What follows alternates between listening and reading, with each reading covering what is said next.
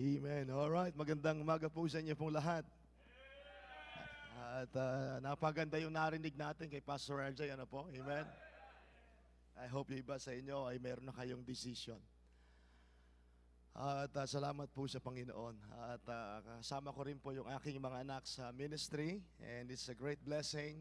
Naalala ko po noong nagsisimula kami kasi noong nagpunta po ako sa Tarlac, tatlo po kami, si Ma'am Tess. And yun po yung panalangin ko nung nandito po ako ay ang panalangin ko, Panginoon, kung dadalhin niyo ako sa mission ay bago ko mag 30 years old ay yun yung aking goal na magsisimula ng mission. And umalis po kami ng 2008 at ng October at October kwan po yun, 12. At pagdating namin doon sa mission, October 13 na kasi alas 11 kami umalis dito ng 12. So October 13, dumating po kami sa Tarlac. And pagdating ng November na nag-birthday po ako, yun yung aking ika-30th birthday.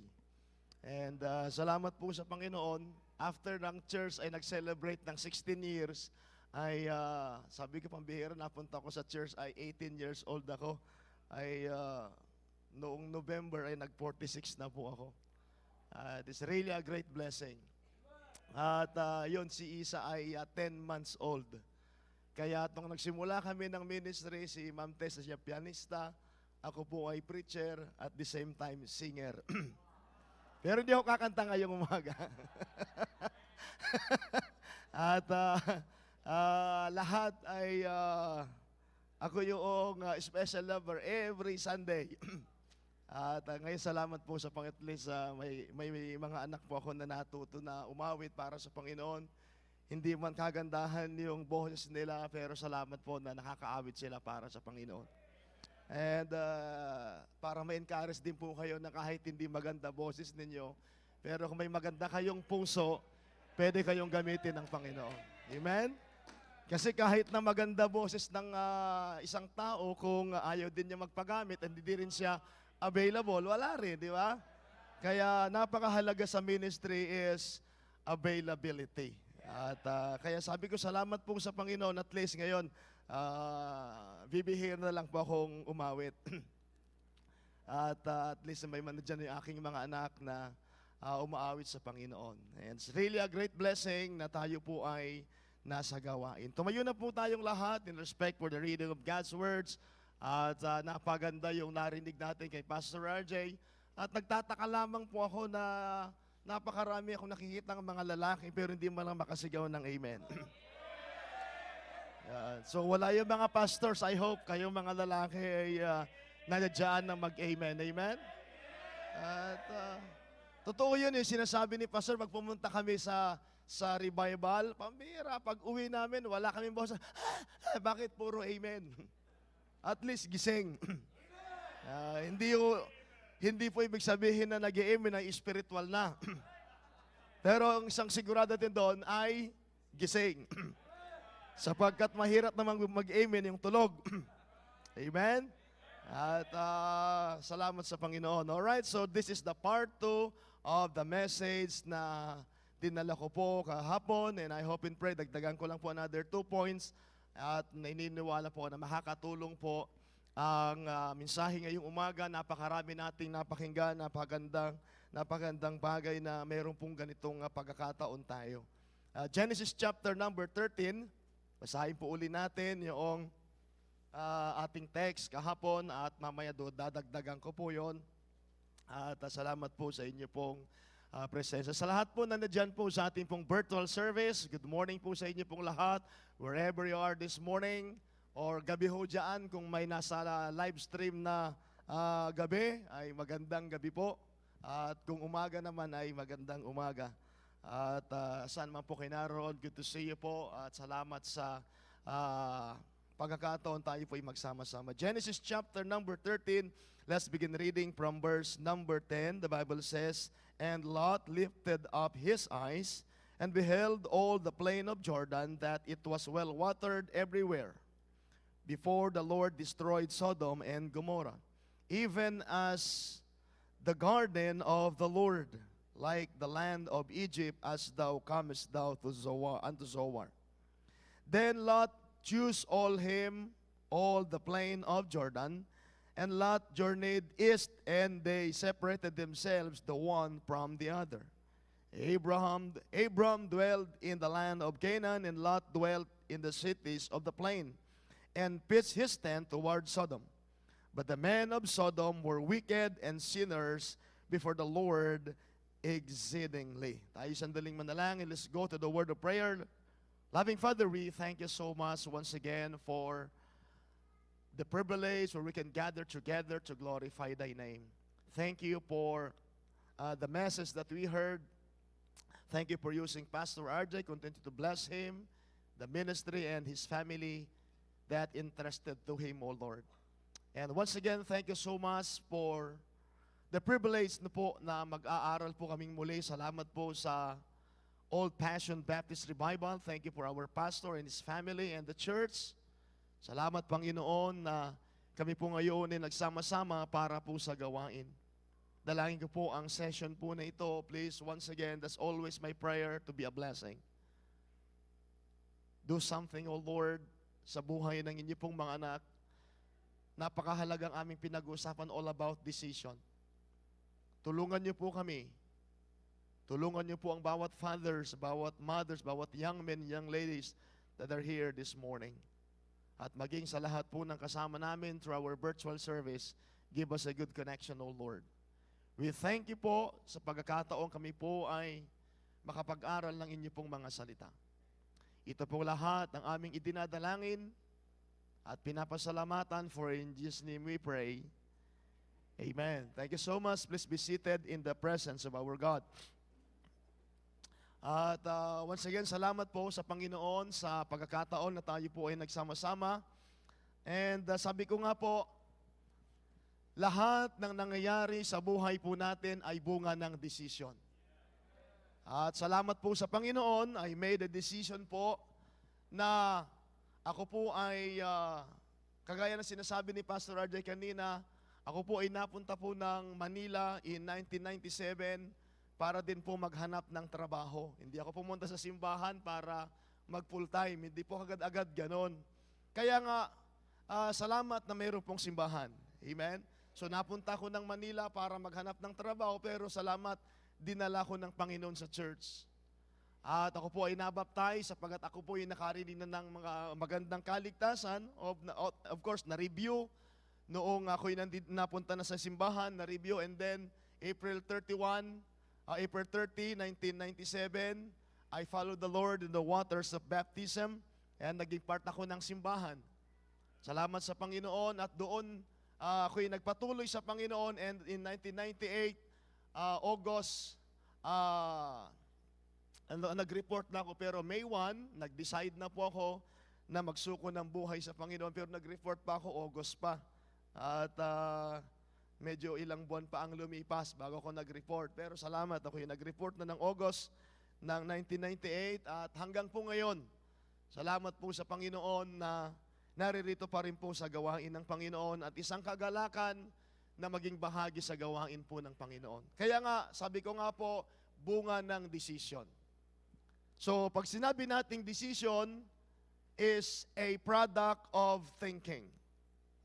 The act or process of deciding. A determination arrived at after consideration. A report after conclusion. Kaya nga, kung ngayon ay nandito ako sa paglilingkod sa Panginoon, nagbibilang na ng taon na lumipas, ay dahilan po sa desisyon. At sasabihin ko po sa inyo, pag naglingkod po tayo sa Panginoon, ako po, personally, with all my heart, hindi ako nagsisisi na ako ay nagsuko ng buhay sa Panginoon. No regrets. Walang pagsisisi na ako po ay nagsuko ng buhay sa Panginoon. Even though sa kalagayan ko ngayon, ako ay nagiging bahagi sa gawain ng Diyos, ay nandito na ako ay nagkakaroon ng pagkakataon to stand behind this great pulpit this morning. And isang pribilehyo, hindi ho basta-basta ang tumayo sa pulpitong ito.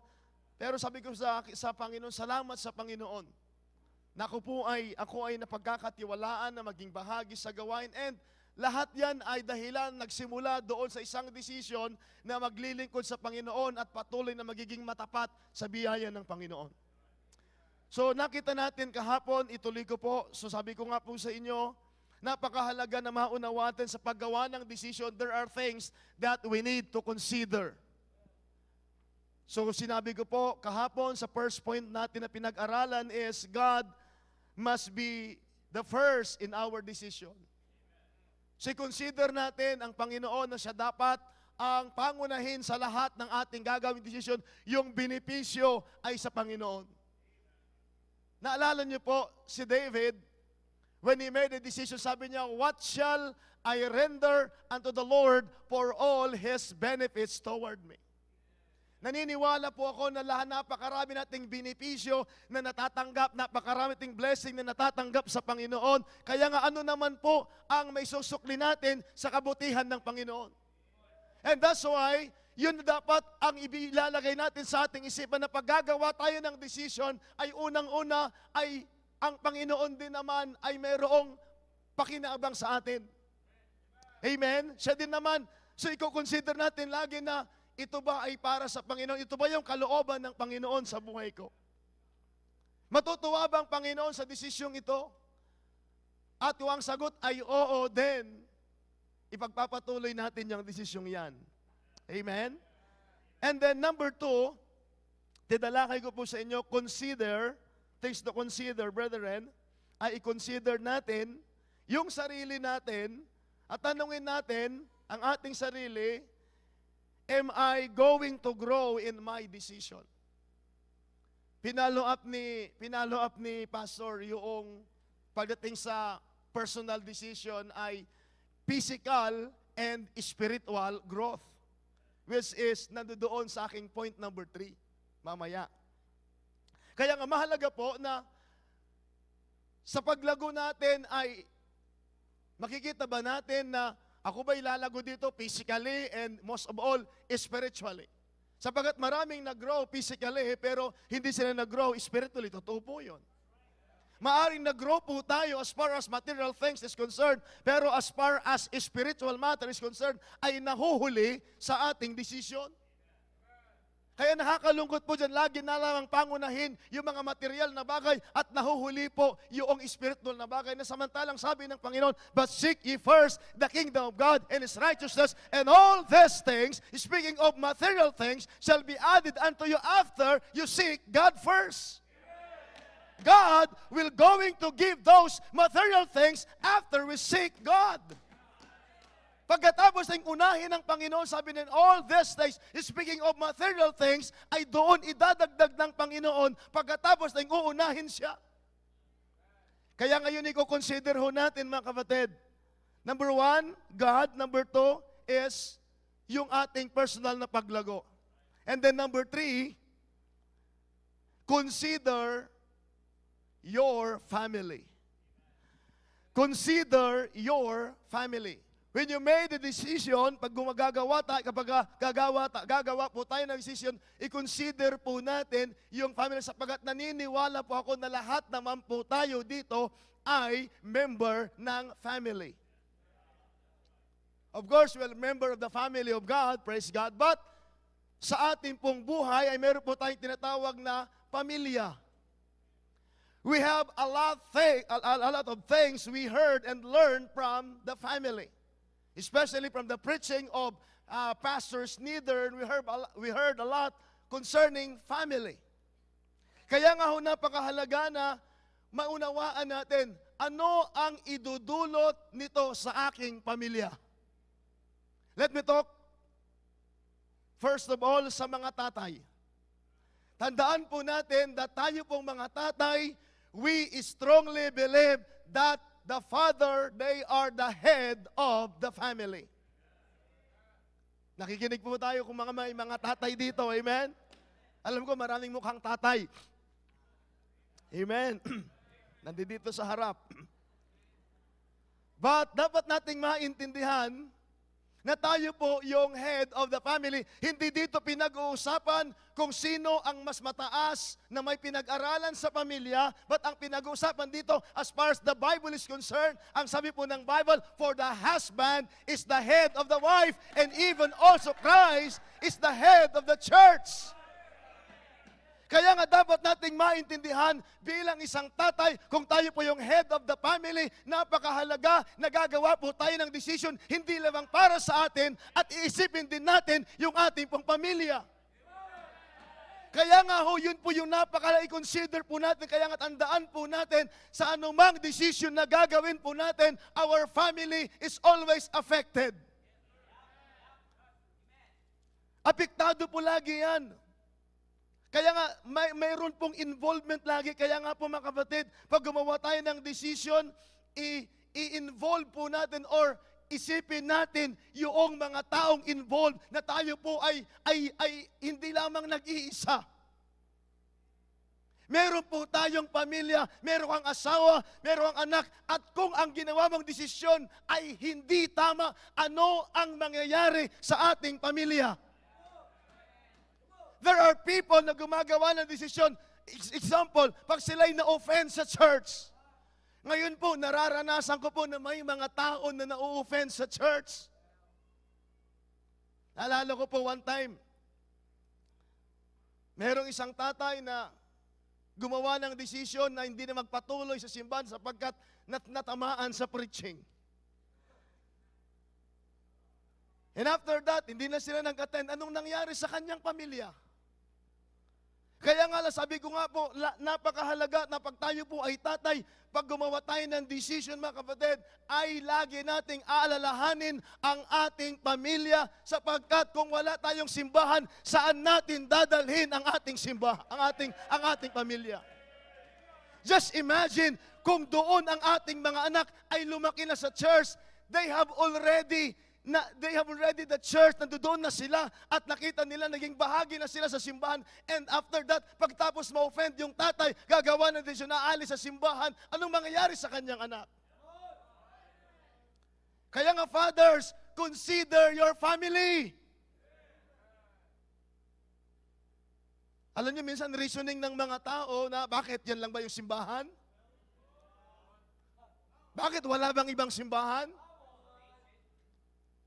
Ang katotohanan po, ito po yan. Let me talk to you, members of this church.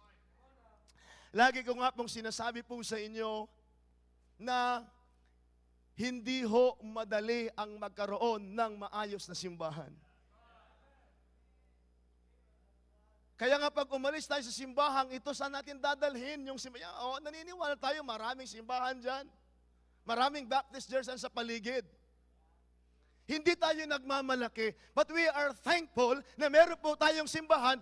There is no such thing as a perfect church, but I believe with all my heart, sa aking buhay bilang isang Kristiyano, laging sinasabi, mayroong prinsipyo ang ating pastor na lagi niyang sinasabi na dadalhin ko kayo sa mataas na klase ng paglilingkod sa Panginoon. And that's why, ano kanyang ginagawa? Naglalagay ng mga programs after programs after programs.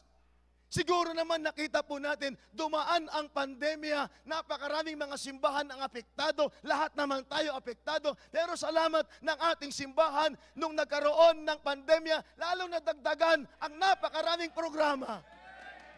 Bakit? God is simply giving him the wisdom na patuloy na papangunahan ng simbahan upang nang sa gayon, madala po tayo sa mataas na klase ng paglilingkod sa Panginoon.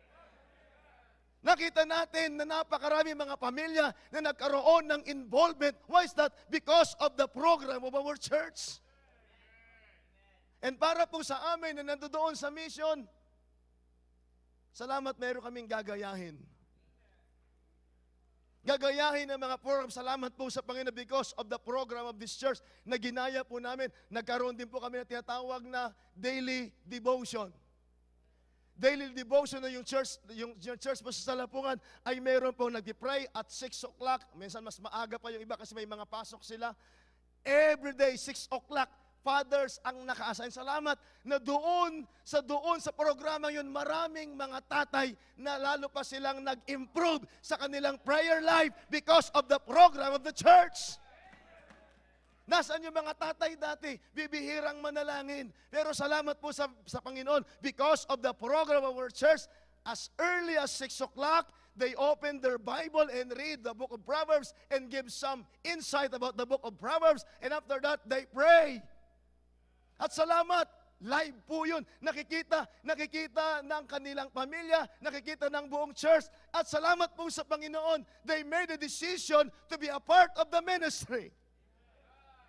Pagdating ng tanghali, young people. Pagdating ng gabi, mothers. Salamat, maraming mga nanay na na-challenge at sila'y patuloy na nag-grow sa kanilang panalangin. Nung una, nahihiya, natatakot, pero salamat sa Panginoon as you keep on going doon sa programang yon. As they keep on going, nakikita nila nag-i-improve sila. Kaya nga po mga kapatid, decision is very important. Kaya fathers, pag gumawa tayo ng decision, i-consider natin yung ating family, ano ang mangyayari sa ating pamilya kapag tayo po ay gumawa ng isang decision. Ang decision bang ito ay lalong mapapalapit yung aking asawa sa Panginoon? Ang decision bang ito ay lalong mapapalapit yung aking mga anak sa Panginoon? Alam niyo ho, sabi ko nga po sa inyo, hindi ho garantiya, hindi ibig sabihin na marami na tayong pero we have everything, ay magkakaroon tayo ng maayos na buhay.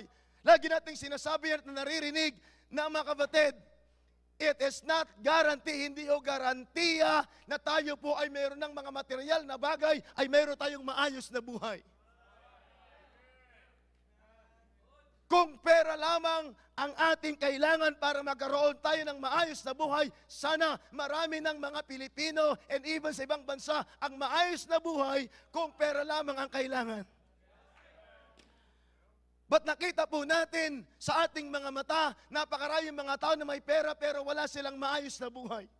But I can tell you, I can point my fingers sa mga tao na wala man silang gaanong karangyaan sa mundong ito, but they have the joy of serving God. God changed their life, God changed their family, is because they made a decision that they're going to serve the Lord. Kaya nga mga kapatid, fathers, consider your family. Mothers, consider your family. Pag gumawa kayo ng decision ng mga nanay, i-consider nyo po yung inyo pong mga anak. Ano ang mangyayari sa ating pamilya kapag tayo gumawa ng isang decision? Sometimes, kapag nagalit ang asawang babae sa kanyang asawang lalaki, madali lang magsabing makipaghiwalay. Ang ating pinapaniwalaan lang sa hiwalay ay hiwalay ang puti sa dikulor. Amen? Alam ko po na yung mga nanay ay maraming kapaguran. Kaya nga minsan sasabihin ng mga nanay, hanggang kailan kayo kung magpapahinga? Napakaraming mga gawaing bahay, napakaraming ganyan, napakarami. Pero alam niyo ho, napakahalaga na patuloy tayong magkakaroon ng tamang desisyon. Ako po, sa biyaya ng Panginoon, nakita ko tatay na gumawa ng desisyon at nakakalungkot anong nangyari sa kanilang pamilya. Na dati ang pamilya ay masaya na ginagamit ng Panginoon as a family, but yung tatay ay gumawa ng desisyon nasaan ng kanyang pamilya. Nakakalungkot. Kaya nga po, ulitin ko, consider your family. Kayong mga kabataan,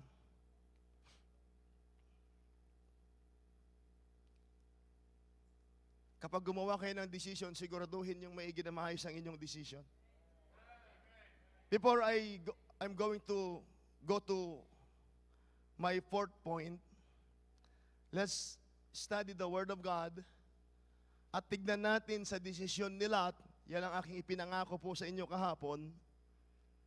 tignan natin ano ang resulta base sa salita ng Diyos. Let's take a look at tignan natin yung impormasyon na ibinigay ng salita ng Diyos at ano ang nangyari sa buhay ni Lot. Ulitin ko po, dito na makita natin, Lot lifted up his eyes. And then in verse 11, and Lot chose him all the plains of Jordan. And in verse number 13, but the men of Sodom were wicked and sinners before the Lord exceedingly. Lampasan natin ang ilang mga chapters ng Bible, and after that, makikita natin yung result ng decision ni Lot. Alam niyo po mga kapatid, sa decision dito, habang binabasa ko ito at some of you, maybe some of you, Sunday school teachers and Bible readers, nakita na natin, nabasa na natin itong buhay ni Lot. But let's go back, let's take a look sa chapter number 19. So ilang chapter lamang po ang lumipas sapagkat pagdating sa chapter number 14, may ibang ikwinento. Of course, makikita natin dyan yung life ni Abraham, of course, Melchizedek. And chapter number 15, the covenant with Abraham. And in chapter number 16, here comes Hagar, yung mother ni Ishmael. And after that, chapter number 17, ay about the covenant of God kay Abraham. And chapter number 18 and chapter number 19, makikita natin dito, nang sabi ng Panginoon, kanya nang sisirain ang Sodom and Gomorrah. Kung babasahin natin ang chapter number 19, napakahaba niyan, pero dito na lamang po tayo sa chapter 19, verse number 30. Para ma-shortcut natin at makita agad natin yung ano ang nangyari. So sa madaling sabi, sinunog ng Panginoon yung Sodom at Gomorrah at doon, nung nagbigay ng instruction ang Panginoon, yung asawa nila ay lumingon at she became pillar of salt. And now, nawala yung asawa ni Lot. Naging pillar of salt. Just imagine mga kapatid. Kaya nga pagdating sa Book of Luke, sabi niya, remember Lot's wife. Bakit? May kinumand ang Panginoon, may sinabi ang Diyos, hindi sila sumunod. Now, ito na ngayon, after na sila dinala ng Panginoon sa Zoar, and Lot went out of Zoar and dwelt in the mountain and his two daughters. So galing sila ng Zoar, pumunta na sila ng kabundukan. Iniwan niya yung kabundukan, pero sa kabundukan din ang kanyang binalikan. Nakita niyo, iniwan niya ang kabundukan, hindi niya pinili ang kabundukan, pero dinala pa rin siya ng Panginoon sa kabundukan. And Lot went out of Zoar and dwelt in the mountain and his daughters with him. For he feared to dwell in Zoar and he dwelt in a cave. Just imagine, yung nagmamay-ari ng napakaraming mga kayamanan, saan siya nagdapos? Sa cave. Sa cave, yun ang idinulot sa kanya, nagkaroon na siya ng grabing pagkatakot. At nawala lahat ng kanilang napundar. At ang masaklap pa nito mga kapatid, doon sa kuweba, doon pa nagkaroon ng karumal-dumal na kasalanan. Just imagine mga kapatid, kung babasahin po natin yung istorya dyan, ay naroroon na nakaisip ng hindi tamang kaisipan ang kanyang mga anak, na ang kanyang dalawang anak ay maanakan ni Lot. Mga kapatid, siguro maaring iniisip natin, hindi mangyayari sa akin niya, pastor, yung mga ganyan-ganyan, wala yan. Iniisip kaya ni Lot na ganitong mangyayari sa kanya nung siya'y gumawa ng desisyon na humiwalay kay Abraham? You can never imagine. Now, alam niyo kung bakit nakaisip po yung anak niya ng ganon? Bakit? sapagkat na-expose sila sa grabing kasalanan doon po sa Sodom and Gomorrah. Kaya nga mga kapatid, napakahalaga yung decision. Saan natin ini-expose yung ating mga anak?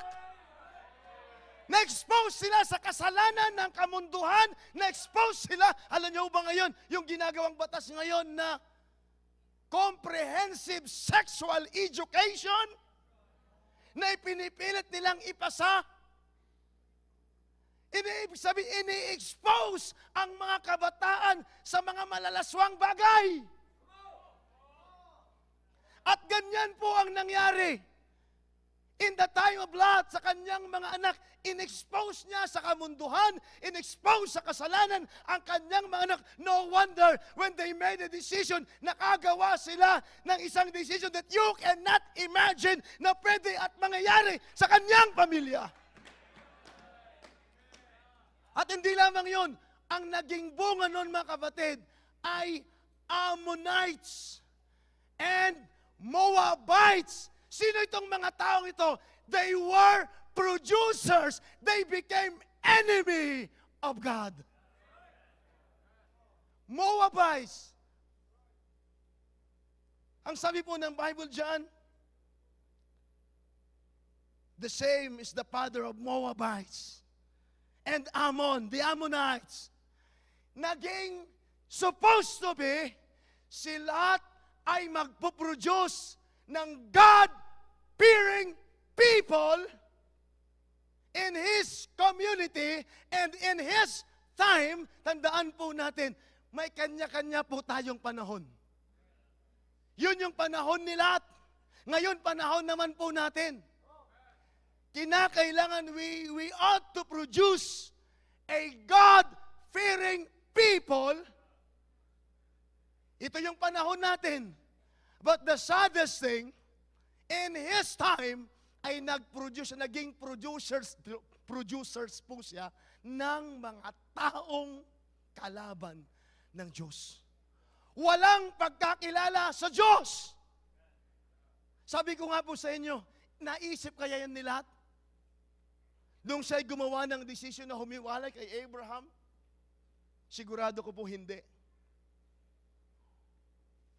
At hindi siguro hindi ikangan nila, never in my wildest dream na yan ay mangyayari. Pero mga kapatid, nangyari po kay Lot. Bakit po? Dahilan sa isang decision. Nakakalungkot, kita niyo po yun mga kapatid. Kaya ganun din po tayo. Naalala niyo po, sinasabi lagi ng ating pastor, na kung tayo po ay Kristiyanong pamilya, kinakailangan mag-produce din po tayo ng Kristiyanong pamilya. Kaya nga sinasabi din ng ating pastor, kung sa pamilya ng pastor, ito ay pamilya ng pastor, dapat dyan din mangagali ang mga susunod na mga taong maglilingkod sa Diyos. Sapagkat paano po natin may encourage ang ibang mga tao na maglilingkod sa Panginoon na kung saan maging ang ating pamilya ay din kayang i-encourage na maglingkod sa Panginoon. Kaya nga, decision. Sabi ko nga po ito na pag-uusapan naming mag-asawa, hindi po yan mga lalaki, hindi na naman yan sila magpapastor. Pero sabi ko po sa kanila, wala silang ibang gagawin kundi maglingkod sa Panginoon. Hindi sila magiging pastor, pero naniniwala ko na pwede silang gamitin ng Panginoon. Kaya nga po, pagkatapos ni Isa, nag-graduate sa CBBA, natapos na yung kanyang phases, nag-graduate sa CBBA, diretso, PSS. At least hindi na ako mamumroblema ng pampaaral. Amen? I know, some of you, you have a lot of challenges about paying the bills sa pagpapaaral ng inyo pong mga anak. Napaka-expensive. Pero salamat po sa Panginoon. At least, yung gagastusin po na yon, gagamitin na lamang po sa gawain ng Panginoon.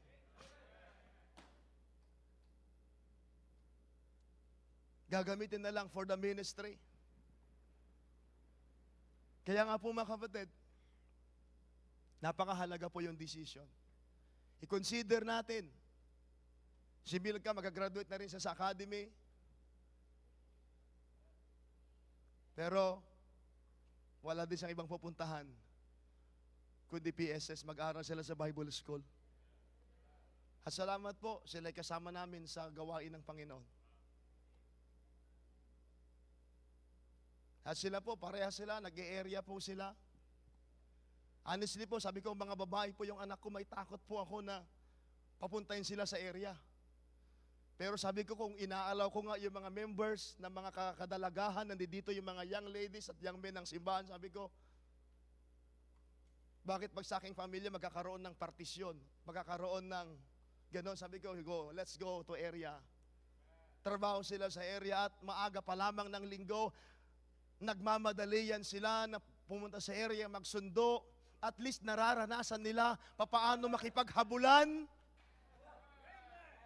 At minsan pag nawalan sila, kasi malungkot sila tayo, sabi ko, tinakbuhan kami ng mga bisit. Sabi ko, sige lang, okay lang yan. Ganyan talaga yan.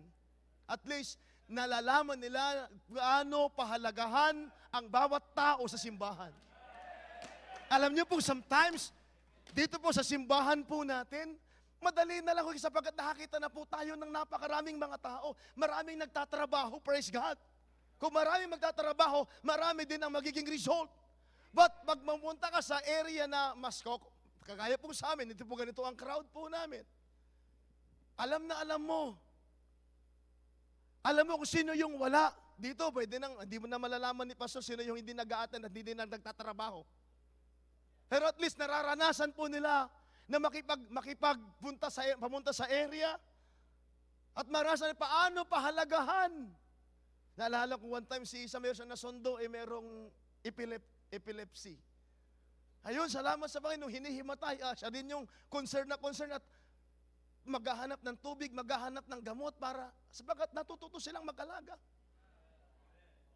Kaya nga, totoo yan eh. At least alam nila ano yung nangyayari na hindi basta nagkaroon ng ganyang attendance, hindi basta nagkaroon ng building, hindi basta nagkaroon ng lahat yan ay pinagtrabahuan, humingi sa Panginoon ng wisdom, papaano magpatuloy sa Panginoon. At ang bawat tao sa simbahan ay mahalaga. Kaya sinasabi ko po, beware at kayong mga members, maging maingat. Baka wala ka nang nadala, ikaw pa ang cause ng pagka-offend ng mga members. Kaya sinasabi ko sa mga ushers po namin, mayroong one time na isang usher, sinumbong ng Sunday school teachers, binatukan yung bata. Ang kulit mo! Binatukan. Sabi ko, hindi tama yun. Madali lamang batok. Pero hindi mo alam na yung mga young men and young ladies nakipaghabulan, dala-dala pa yung salawal ng ibang mga bata, sinusundo, binobombahan, sinakay sa tricycle, na masahe, grabing effort. And sometimes yung mga ushers na late nang dumating at nakita yung bata na makulit, binatukan. Kaya sabi ko sa mga ushers, pumunta kayo sa area, magtrabaho kayo. Tignan nyo din.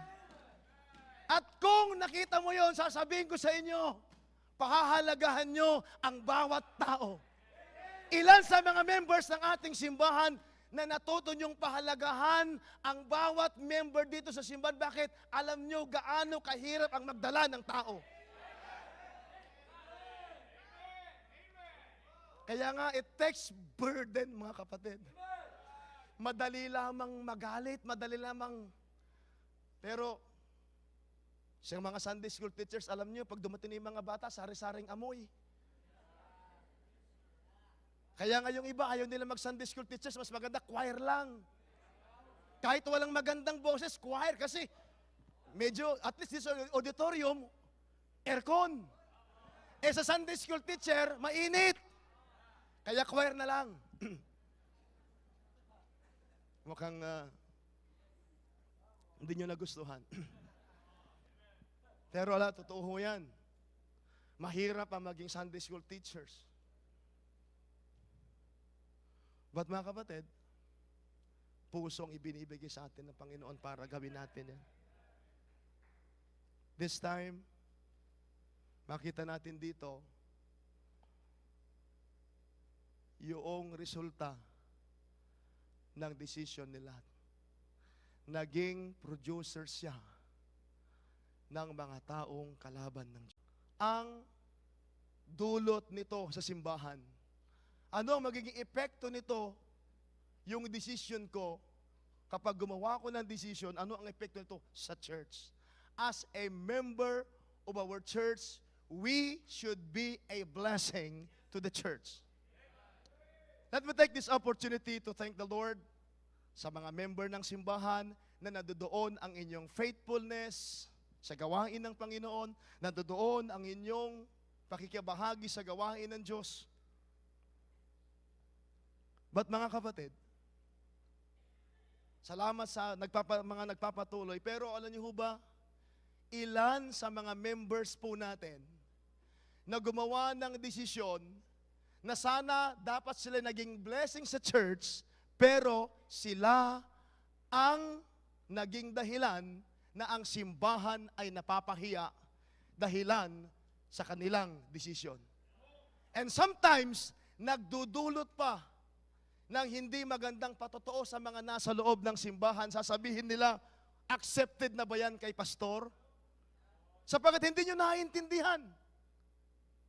Kaya nga yung iba mayayabang, akala nila, kung kala mo, dapat tayo po bilang member ng simbahan, pinoprotektahan ang magandang patotoo ng ating simbahan. At ang nakakalungkot nito, kung member tayo ng simbahan, tayo ang nagdudulot ng kahihiyan sa simbahan. Dahilan sa kasalanan ginagawa, dahil sa katigasan ng ating ulo. And sometimes yung mga baguhang Kristiyano mag-question pa. I-question nila ang simbahan. Bakit? May mga iring members na napakarami ng warning na narinig pero matigas pa rin ang ulo. Nagdudulot ng kahihiyan sa simbahan. Kaya kita yung mga backsliders. By the way, dito sa simbahan, hindi po tayo nagpapalayas. Maliban lamang talaga pag gumawa ka na, kagaya ng in-announce dito na gumagawa ng hindi kaaya-aya. Matagal-tagal na ako na nandito pero nag-announce si Pastor, itong taong ito ay gumagawa ng hindi tama, hindi yan connected sa atin. Praise God. Pero, sino mang nagkakamali, lahat naman ay pwedeng magbago. As long as tinatanggap mo yung pagkakamali mo. Pero nakakalungkot, kung alam mo nagkamali ka na, mayabang ka pa.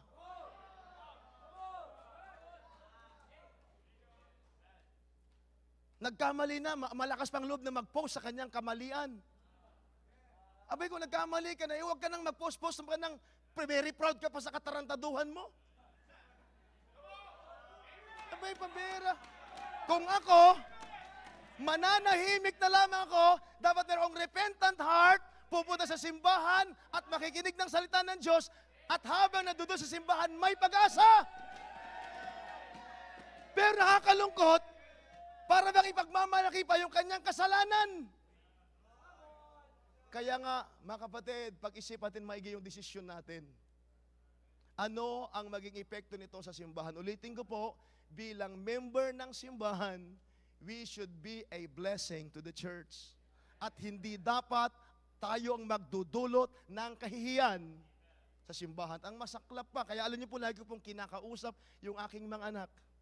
Pagbutihin ninyo ang inyong magandang patotoo sapagkat kayo lagi tinitignan ng tao. O, hindi ba anak ni pastor yan? O, hindi ba pamangkin ng pastor yan? O, di ba kamag-anak ng pastor yan? At yung tatanggap nila yung aso, di ba aso ni pastor yan? Pati aso idadamay eh. Kaya nga lagi kong sinasabi, kaya sabi ko, pagbutihin natin yung ating paglilingkod sa kaya nga, let me talk to you, kayo pong mga anak ng pastor, salamat po na tayo po'y magkakasamang naglilingkod, hindi tayo makakaaway. Pero kaya nga pagbutihin, ayusin ninyo, sapagat nakasalalay ang patotoo ng simbahan sa inyo. Kayong unang-unang tinitignan. Sapagat, Pastor, bakit ganun? It's because they are expecting something from you. Wala kayong magagawa. Nandoon na, nasa stigma na ng tao yan. Bagamat hindi tayo exempted sa pagkakamali, pero kaya nga, kinakailangan maging maingat tayo. Bakit? Tatay natin nasa harapan. At minsan walang makita sa tatay na sablay, titignan sa mga anak. Titignan sa asawa ng pastor. Well anyways, ang diablo lagi nandiyan dyan. Kaya nga maging po yung aking mga anak, pati yung mga damit nila. Dapat tayo yung example ng paglilingkod sa Panginoon. Kaya bagamat sabihin, nag-e-area na po yan sila. Pero sabi ko, agahan ninyo. At ayaw ko na kayo ang nalilate. Sapagat minsan, sapagat nagsundo po tayo, exempted na na malate, para ba acceptable na na malate? Sabi ko, hindi pa rin. Agahan ninyo, sapagat may ministry kayo dito. Kaya nga lagi ko pong sinasabi, tayo dapat yung maraming ginagawa sa simbahan. Bakit? Tayo po yung nagsuko ng buhay sa Panginoon. Kung meron mang puyat, tayo. Lahat, we need to set a good example. Kaya ang sinasabi ko sa mga members po namin, kung kayo po'y nagbibigay sa simbahan, ako din, kami din ay nagbibigay sa simbahan. At hindi lamang pera ang ibinibigay namin sa maging yung buhay po namin. Kaya sabi ko, walang members na pwedeng magmalaki sa simbahan na malaking binibigay nila. Kaya nga alam nyo po, last December, o noong January na pala, sabi ko, kumuha kayo, members of this church, sa amin, ng record ninyo, ng giving ninyo. Inireport ko po lahat sa simbahan po namin, yung giving namin, and sina-challenge ko po sila, at least makikita ninyo magkano ang naibigay nyo sa Panginoon. At matutuwa kayo pag kayo ay faithful na nagbibigay sa Panginoon. Pero hindi, mag-recover kayo.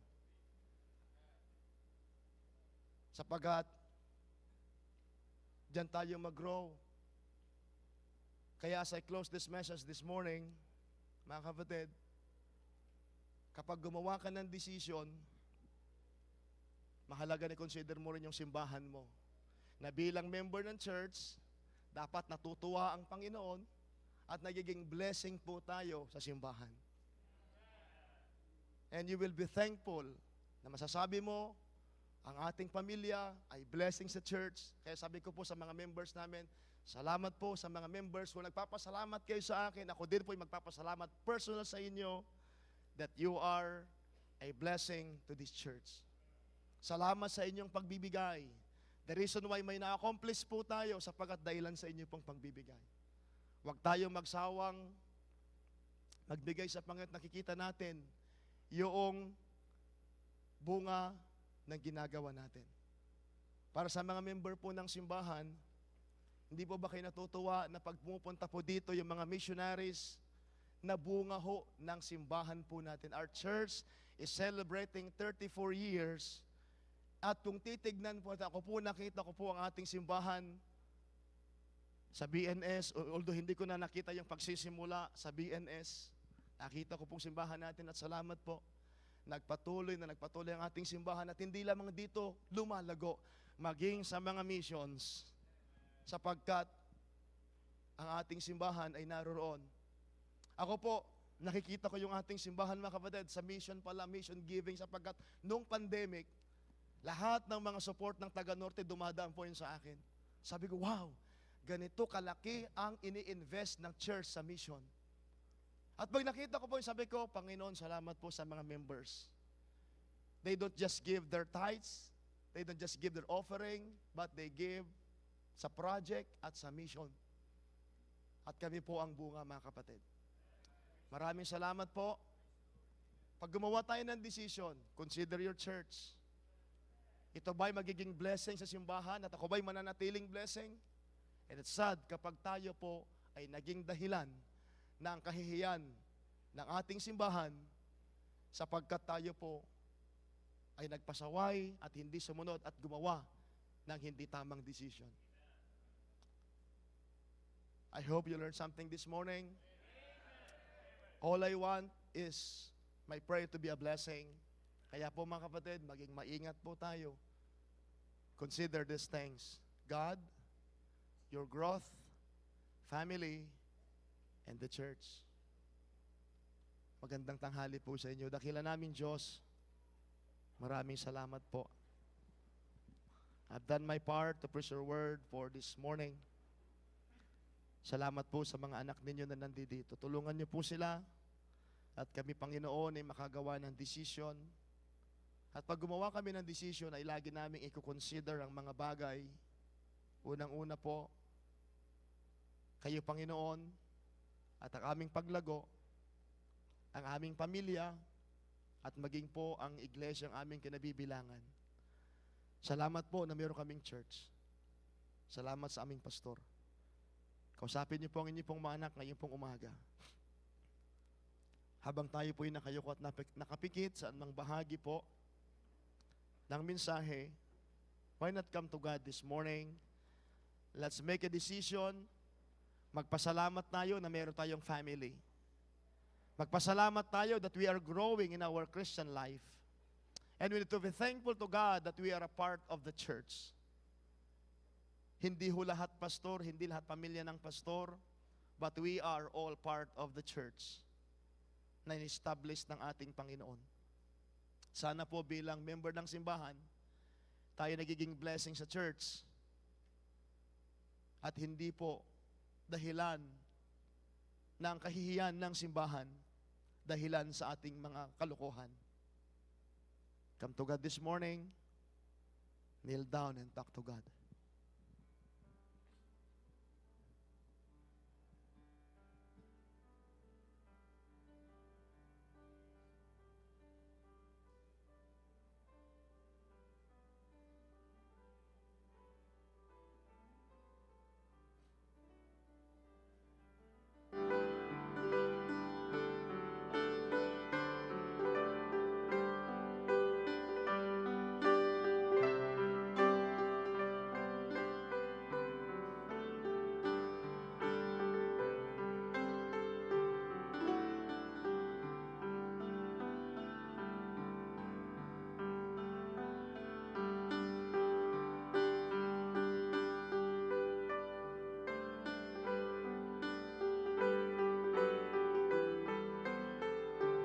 Loving Father, we thank you so much for what you have done for this morning. Salamat po sa mga anak ninyo na tiklop tuhod na lumapit po sa inyo. Pagpalain niyo po sila, kayo po ang magpala sa kanila, Panginoon. Salamat po sa mga reminders at sana po ito'y magiging gabay po namin na aming pag-iisipang maigi paggagawa po kami ng decision. Kausapin niyo pong bawat tatay, bawat magulang, bawat individual na nandito po ngayon pong oras na ito.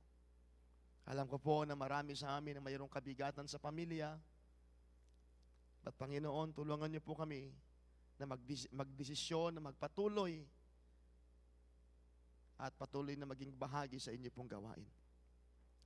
Ito po ang aming dalangin sa pangalan ng Panginoong Hesus. Amen. Amen. Thank you so much.